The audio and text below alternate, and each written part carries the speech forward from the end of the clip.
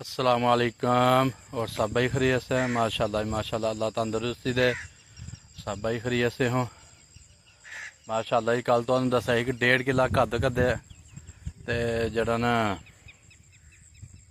त्रै कनाल कल दी लाखड़ी दी न्याणियां ने मुंजी ते 1 किला कद होर जड़ा ना कद छड़िया।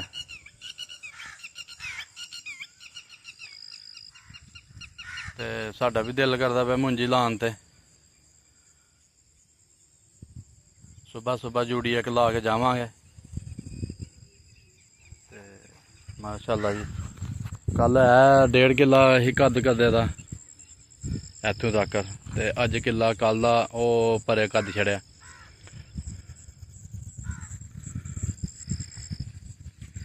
1.5 किला पैली जड़ी है ना इंशाल्लाह अज फिर 4 कनाल या किला न्याणे ला के जाएंगे। यह जूड़ियां पेई दियां ने।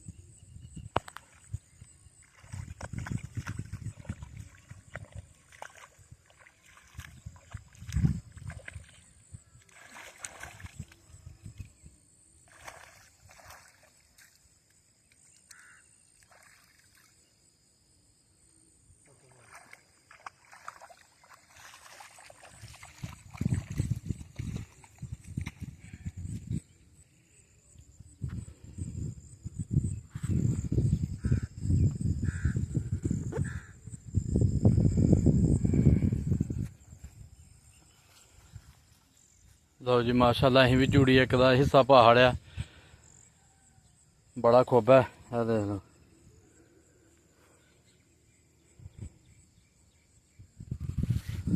ते चलो खैर मुंजी चौल लाने भी कोई खाने भी कोई सौखे नहीं, चौल भी बड़े औखे हैं, उंज ते बड़ा मज़ा आंदा।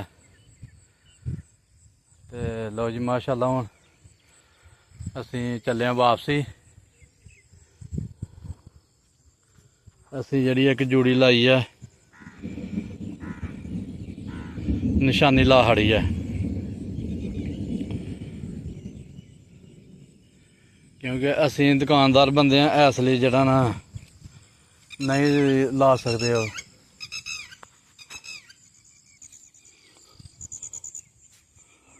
लो जी माशाल्लाह साडी जूड़ी मुकम्मल हो गई है ते असीं हुण जेह्ड़ा ना वापसी चले जे।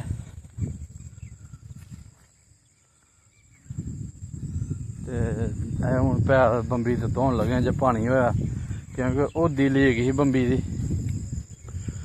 हूँ पता नहीं दानश ने सही ना कीती है, मिस्त्री बंदा दानश भी।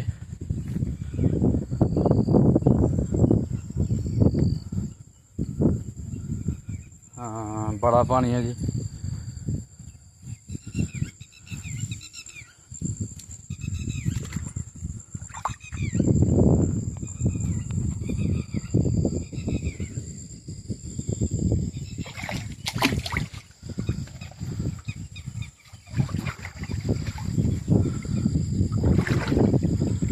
फंडिशन कल गलत बन गया था, फंडिशन फिर उन्हें ढाया,